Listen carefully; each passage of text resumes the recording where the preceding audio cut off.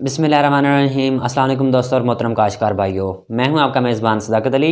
और agriculture evolutions में आपका खुशामदीद। मोहतरम काश्तकार भाइयों, आज की इस वीडियो में हम गंदम में जिंक के हवाले से बात करेंगे कि हमारी गंदम की फसल के लिए जिंक की क्या अहमियत है, इसके क्या फ़ायदे हो सकते हैं, और अगर हम जिंक इस्तेमाल नहीं कर पा रहे या हमारे गंदम की फसल में जिंक की कमी है तो उसको किस तरह पहचान सकते हैं, उसकी क्या अलामत होंगी और हम कितनी मिकदार में अपनी गंदम की फसल में ये जिंक इस्तेमाल कर सकते हैं। और अक्सर काश्तकार भाई कहते हैं कि हमने पिछली फसल में जिंक इस्तेमाल कर लिया था, तो उस सूरत में हम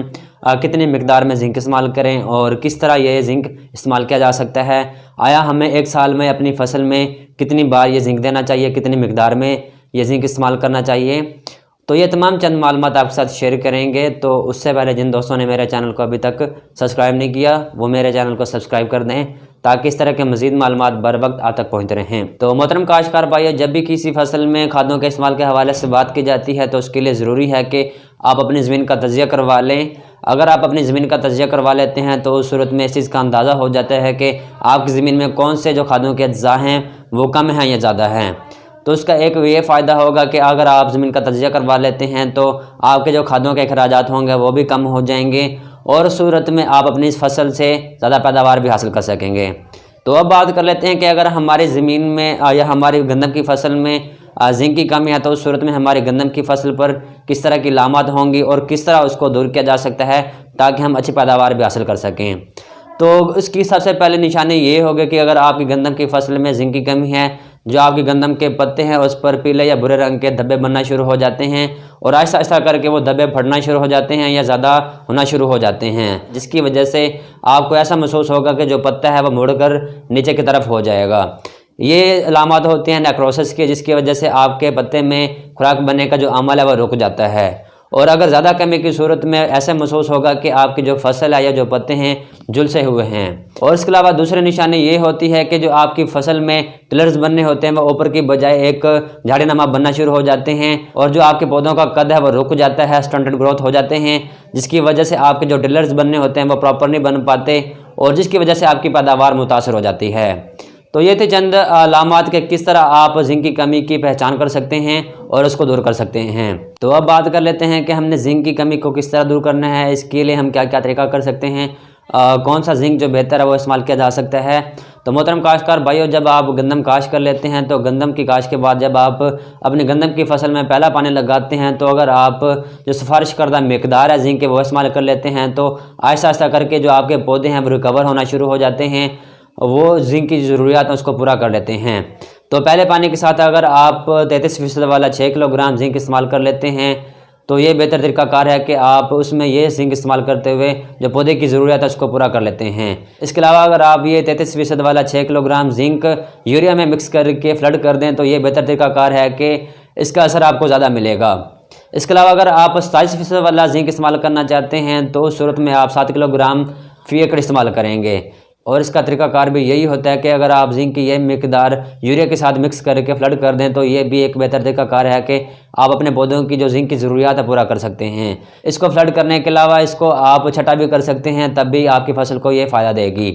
इसके अलावा अब अक्सर काश्तकार भाई कहते हैं कि हम कैल्शियम अमोनियम नाइट्रेट यानी कैन गवारा इस्तेमाल करना चाहते हैं, उसके साथ अगर इसको मिक्स करके फ्लड करना चाहते हैं तो तब क्या इसको इस्तेमाल किया जा सकता है। तो बिल्कुल आप इसको कैल्शियम अमोनियम नाइट्रेट यानी कैन गवारा खादों के साथ, इसके अलावा अमोनियम सल्फेट वाली जो खादें हैं इसके साथ भी इसको मिक्स करके इस्तेमाल किया जा सकता है। लेकिन आपने कोशिश करनी है कि जब ज़मीन की तैयारी की जाती है तो आप इसको बिल्कुल DAP के साथ मिक्स ना करें, ये इसके साथ रिएक्शन कर जाती हैं। तो ये मुख्तलिफ जो यूरिया है, कैल्शियम अमोनियम नाइट्रेट या ये जो हमारे पास अमोनियम सल्फेट है, इन खादों के साथ ये जिंक इस्तेमाल की जा सकती है। इस सूरत में आपको बेहतर नताज मिलेंगे और आपके जो पौधों की जिंक की ज़रूरियात होंगी वो भी पूरी हो जाएंगी और आप अच्छी पैदावार भी हासिल कर सकेंगे। तो अब बात कर लेते हैं कि हम अगर ये खादें फ्लड नहीं करना चाहते तो उस सूरत में क्या हमारे पास फोलेट स्प्रे भी मौजूद होते हैं। तो बिल्कुल आप फोलेट स्प्रे भी इस्तेमाल कर सकते हैं। इसमें आपने ये करना है कि जो 100 ग्राम जिंक है वो लेके आपने 100 लीटर पानी में मिक्स करके अपनी फसल पे अप्लाई करवा देना है, स्प्रे करवा देना है। ये पहला स्प्रे आपने तब करवाना है जब आपकी फसल 25 से 30 दिन की हो चुकी हो। उसके बाद आपने दूसरा स्प्रे तब करवाना है जब आपकी फसल 45 से 50 दिन की हो चुकी हो। इसके अलावा आपने तीसरा स्प्रे तब करवाना है जब आपकी फसल 60 से 65 दिन की हो चुकी हो। तो इस तरह आप मुख्तलिफ एक साथ में ये मुख्तलिफ मिकदार जो है जिंक इस्तेमाल करते हुए आप पौधों की जो जिंक की ज़रूरियात है पूरा कर सकते हैं और अच्छी पैदावार हासिल कर सकते हैं। तो अब ये बात कर लेते हैं कि अगर हम ये जिंक इस्तेमाल कर रहे होते हैं तो उस सूरत में हमारी फसल पर क्या असर होंगे, क्या फ़ायदा पहुँचेगा। तो जैसे मैंने पहले बताया कि जो ये जिंक है आपकी फसल में बढ़ोतरी के किरदार को ज़्यादा तेज़ करेगा। इसके अलावा वहाँ पर जो टिलर्स बन रहे होंगे वो टिलर ज़्यादा मजबूत बनेंगे, उसकी जो बढ़ोतरी होगी, फसल की नशोनुमा होगी वो भी ज़्यादा होगी। और इसके अलावा वहाँ पे जो शगुफ़े निकलेंगे उसकी शगुफ़ों की तादाद में भी इजाफा करेगा और वहाँ पे जो सिट्टे बनेंगे वो भी ज़्यादा बनेंगे। इसके अलावा आप ज़्यादा पैदावार हासिल कर सकेंगे। तो जिंक का इस्तेमाल का फ़ायदा यही होता है कि वहाँ पे आपकी फसल में जो बढ़ोतरी का अमल है वो भी तेज़ होता है, शगुफ़े ज़्यादा बनते हैं, सिट्टे ज़्यादा बनते हैं और जिसकी सूरत में आप ज़्यादा पैदावार भी हासिल कर सकेंगे। तो ये थे चंद मालूमात के किस तरह आप जिंक की कमी की अलामत को देखते हुए अपनी फसल में जो जिंक की ज़रूरियात है पूरी कर सकते हैं और अच्छी पैदावार हासिल कर सकते हैं। इसके अलावा अब अक्सर काश्तकार भाई ये कहते हैं या जो दोस्त हैं वो ये पूछते हैं कि हम साल में कितनी दफ़ा ये जो जिंक है इस्तेमाल करें या हमें कितनी मिकदार में ये जिंक इस्तेमाल करना चाहिए। तो मेरे काश्तकार भाइयों को यही मशवरा होता है कि अगर आप हर दफ़ा ज़मीन का तजिया करवा लेते हैं, यानी कोई भी फसल काश्त करने से पहले अपनी ज़मीन का तजिया करवा लेते हैं, तो ये एक बेहतरीन तरीक़ाकार होता है कि जिससे आप अंदाज़ा कर सकते हैं कि आया आपकी ज़मीन में जिंक की कमी है या नहीं और कितनी मिकदार में यह देना चाहिए। इसके अलावा ये सिफारिशात दी जाती हैं कि अगर आप साल में एक दफ़ा जो जिंक की ज़रूरियात हैं अपनी ज़मीन में डाल लेते हैं या अपनी फसल में अप्लाई करवा लेते हैं तो एक साल तक ज़रूरत नहीं होती कि आप जिंक इस्तेमाल करें। तो जैसे कि हम धान की फसल में 6 किलोग्राम वाला जिंक इस्तेमाल कर लेते हैं तो उससे अगली जो भी फसल काश्त करेंगे तो उस सूरत में जो जिंक है वो उसको इस्तेमाल करने की ज़रूरत नहीं होती। लेकिन बेहतर तरीक़ाकार यही है कि आप साल में एक दफ़ा अपनी ज़मीन का तजिया लाजमी करवाएं, जिससे आप अंदाज़ा कर सकते हैं कि आपकी ज़मीन में किन खादों के जो अज़्ज़ा हैं वो कम हैं या ज़्यादा हैं।